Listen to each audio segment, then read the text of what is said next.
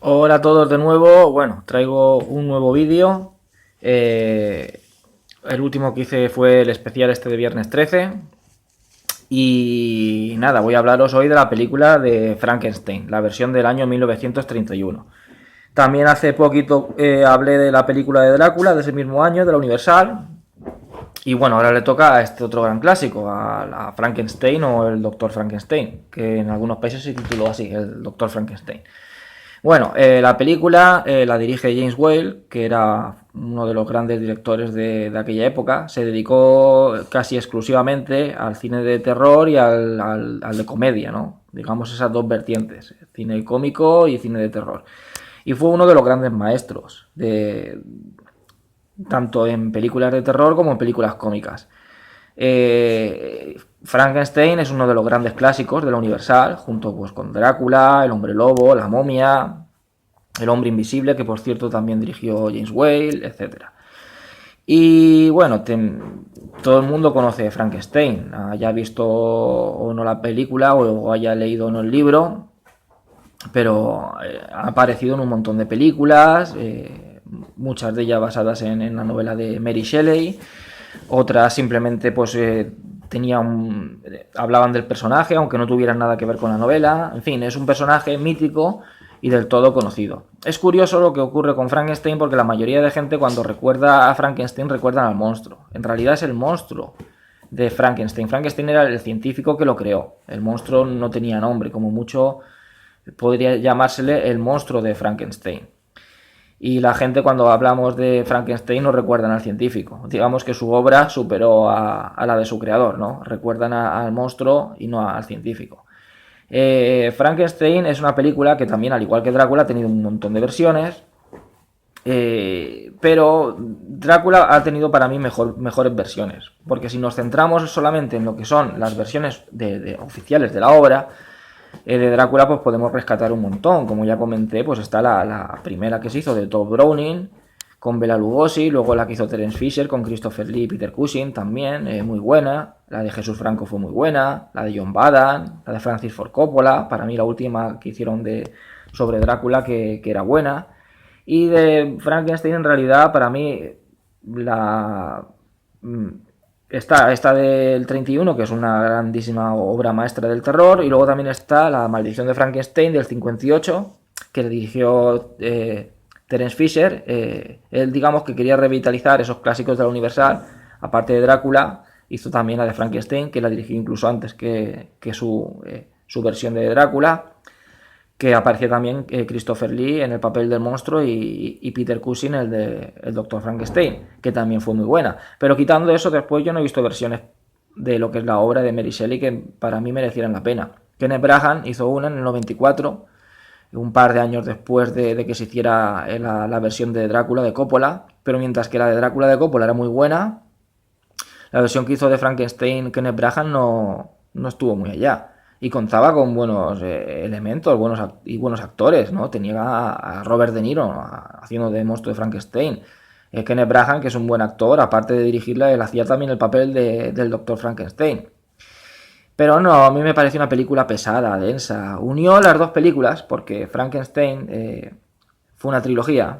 En las películas de la Universal estaba Frankenstein, la novia de Frankenstein y el hijo de Frankenstein. Pues Frankenstein y la novia de Frankenstein iban seguidas. O sea, es como si las podías ver juntas, las dos las dirigió James Whale, y podías verlas seguidas, que es como pasó con La Noche de Halloween y su secuela, que es como si fueran una. Los acontecimientos de la segunda parte no ocurren justo cuando termina la primera parte. Y aquí lo mismo. Justo cuando termina la primera parte es cuando suceden los acontecimientos de la segunda. Que es como si fueran las dos una misma película. Y esto es lo que Kenneth Branagh en su versión lo hizo. Juntó las dos versiones e hizo una sola película. Pero como digo, me resultó muy densa, muy pesada y no, a mí personalmente no me gustó. ¿Y qué más hay a hablar? Bueno, aquí nos apartamos un poco de lo que se hizo con la versión de Drácula. Mucha gente dice que la mejor película de terror de la Universal es la de Frankenstein, que está por encima de Drácula, por encima del Hombre Lobo, por encima de la Momia, que fue la mejor que se hizo. No sé, yo veo que todas fueron muy buenas, cada una tuvo su estilo, cada una tuvo su... En fin, eran diferentes, ¿no? Tenían cosas en común, ¿no? Ambientación, como digo, se aprovechaban muchos decorados, ¿no? En la Universal tenían un set entero de una parte entera de los estudios dedicada al cine de terror y otra a la comedia, pues se compartían decorados, compartían actores, pero bueno, cada película, cada director, pues imprimió un poco su propia personalidad. No se puede decir que esta sea ni mejor ni peor. Hace poco que vi la de Drácula, dicen que esta es mejor. Es que son iguales, o son diferentes. La de Drácula, por ejemplo, es más sombría, como más fantasmal. Y esta película, sin embargo, pues tiene como mejores personajes, porque en realidad el que hace del doctor Frankenstein, Henry Frankenstein, el papel lo borda. A mí siempre me ha encantado el papel que hacía de Frankenstein Peter Cushing, que se hizo una saga en la Hammer después de que se hiciera esa versión de Frankenstein, la maldición de Frankenstein, se hizo una saga de películas y me encantó cómo realizó el papel del doctor. Entonces era Víctor, cambiaron el nombre de Henry, en vez de Henry era Víctor Frankenstein. Y el tipo, a mí Peter Cushing me encanta, es un grandísimo actor y lo hizo pues súper bien. Pero es que este también, es que lo ves y vive el personaje. Lo hace genial. Y luego el monstruo de Frankenstein, que protagonizó Boris Karloff, que por cierto, este papel se lo ofrecieron a Bela Lugosi, gracias al éxito de Drácula. Pero Bela Lugosi estaba comprometido con otros trabajos y se lo quedó Boris Karloff el papel, que lo convirtió en estrella. Y fueron los máximos competidores de las películas de terror de la Universal.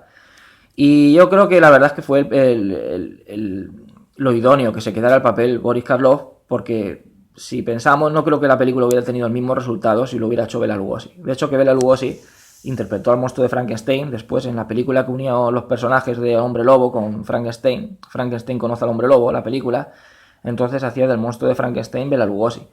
Pero no es lo mismo. También lo ha hecho Lon Chaney Jr., pero no.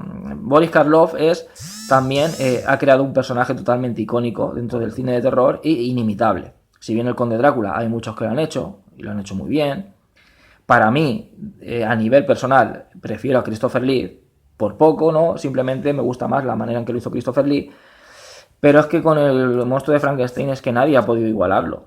Sí, hay gente que lo ha hecho muy bien, Christopher Lee lo hizo muy bien, pero a diferencia que con Drácula, yo prefiero a Boris Karloff del monstruo de Frankenstein antes que Christopher Lee. Y consigue un personaje totalmente, digamos, inimitable, que solamente podría interpretarlo él. Le dio una auténtica personalidad a ese personaje. Y en cuanto a la manera de dirigirla, pues es diferente. Mientras que la de Drácula tenía, digamos, aún vestigios de ese cine de expresionista alemán, esta es diferente, no tiene esos términos cinematográficos. Está rodada de otra manera. Aún se ven ángulos así como un poco doblados, ¿no? En esas películas de la Universal se utilizaba un poco ese tema de esa técnica, ¿no? De rodar y que se ven así a lo mejor los edificios, como si estuviera la cámara así un poco doblada, para darle una especie a la imagen como no sé cómo decirlo, como una tonalidad a lo mejor un poco más impactante o más lúgubre, ¿no? Se ve a lo mejor un castillo así doblado, un cementerio, ¿no? Para darle, digamos, cierto tono visual que gustara, ¿no? Por decirlo de alguna manera. Eso sí que comparten muchas películas de la Universal. Ese tono así, esa manera de rodarlas. Pero el tema a lo mejor que tenía tan lúgubre, que bebía mucho del cine mudo y como digo, del expresionismo alemán, la de Drácula, esta por ejemplo no lo tiene. Entonces son diferentes, ¿no? Lo que tiene una no lo tiene otra y lo que tiene la otra no lo tiene esta. Y en fin, que las dos son muy buenas. No podría decirte, la de Drácula es una joya y la de Frankenstein también. Son dos grandes joyas del cine de terror de la Universal. Las primeras películas sonoras que se hacían del género de terror. De ahí, digamos, esas atmósferas, esas ambientaciones que todas las cuidaban muy bien. De esta película también. Es por las cuales luego han hecho escuela, ¿no? Han bebido otros directores y otras películas, ¿no? Pues las películas de la Hammer, ese terror gótico que se creó en Inglaterra, en esas películas, Terence Fisher, Roy Brad Baker y todo eso, bebían de este cine de terror de la Universal. Y bueno, ¿qué hablar de la película? De todos es conocido, y todo el mundo conoce, como ya he dicho, pues o ha visto las películas, alguna de Frankenstein, o ha leído la novela, o sabe algo de Frankenstein. Incluso hubo una versión cómica dirigida por Mel Brooks, interpretada por Gene Wilder, la del jovencito Frankenstein, que también estuvo muy bien, y que junta, por cierto, al igual que hizo Kenneth Branagh, las dos películas, Frankenstein y la novia de Frankenstein. Incluso del hijo de Frankenstein, de la tercera parte, que aunque estuvo muy bien, porque la novia de Frankenstein llegó a la altura de la primera, también la considero una gran obra maestra. La dirigió el mismo James Whale. Sin embargo, el hijo de Frankenstein ya, aunque buena, no desmerece a las demás, pero ya el nivel ya bajó un poquito. Ya, pues entonces la saga ya ahí se cerró, ya no se hicieron pues, películas luego en las que aparecía el monstruo de Frankenstein, pues uniéndolo con el hombre lobo, con la película esa de Frankenstein y el hombre lobo, o juntándolo con Drácula y tal. Pero ya no eran dentro de la saga. Dentro de lo que es esa pequeña saga, esa trilogía, para mí fue mejor que la trilogía que se hizo del Conde Drácula, esas de El hijo de Drácula, La mansión de Drácula, que aunque estuvieron bien, pero no llegaron pues, a acercarse mucho al nivel de la primera.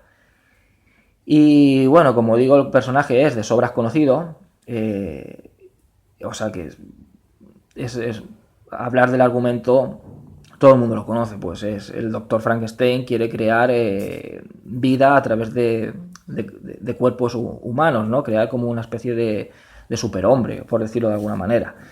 La película en esta no tenemos malos, ¿no? Aquí no hay malvados. De hecho, que si vas a ver el personaje del Dr. Frankenstein, busca una buena. Crear algo bueno, ¿no? Él está, digamos, un poco centrado en su trabajo, está como. Que cree que lo que va a hacer es algo que va a salvar a la humanidad, que es algo genial.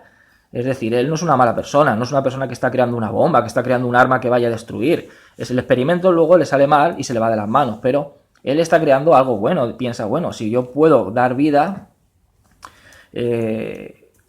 podría incluso a lo mejor pues resucitar a la gente o hasta crear inmortalidad, evitar que la gente muera, ¿no? Entonces, digamos que es la labor que él piensa que está haciendo es una labor loable, ¿no? Es una buena labor, ¿no? Eliminar esa barrera que tiene el ser humano, la barrera de la muerte.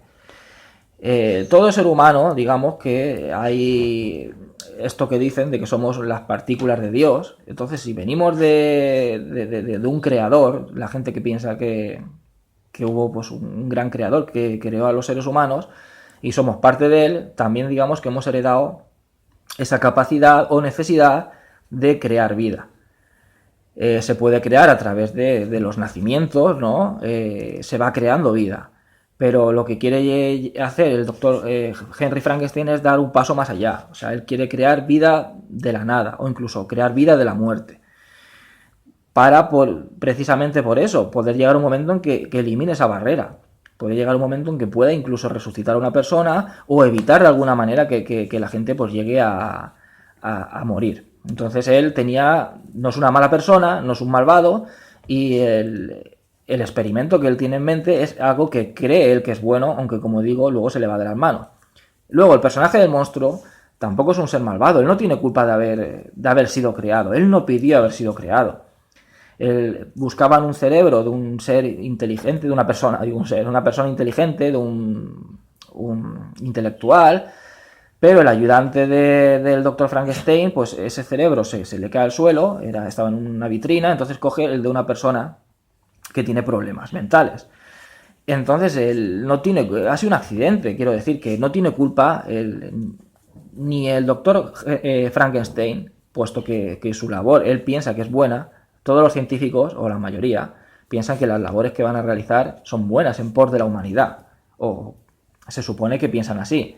En este caso es así. Pero se le va de las manos, hay un fallo, y entonces el monstruo que nace, que en realidad le llaman monstruo, pero es una persona que podía haber sido pues una persona normal y corriente, a lo mejor con una gran fuerza, con un gran tamaño, con un aspecto que no es el común, pero podría haber sido una persona que se podía haber, digamos, integrado en la sociedad. como muestra, ¿no? Del gran descubrimiento que hizo el doctor Frankenstein. Pero salió mal. Y entonces ni siquiera no tiene culpa ni el doctor Frankenstein, ni tiene culpa tampoco el monstruo, porque como digo, él no pidió haber sido creado. Él fue creado y simplemente pues es una... Es que no sé cómo explicarlo. Él no tiene culpa de haber nacido así, por decirlo de alguna manera, de haber sido creado de esa manera. Tampoco es, aunque sea así, es un ser malvado. Quiero decir que él en la segunda parte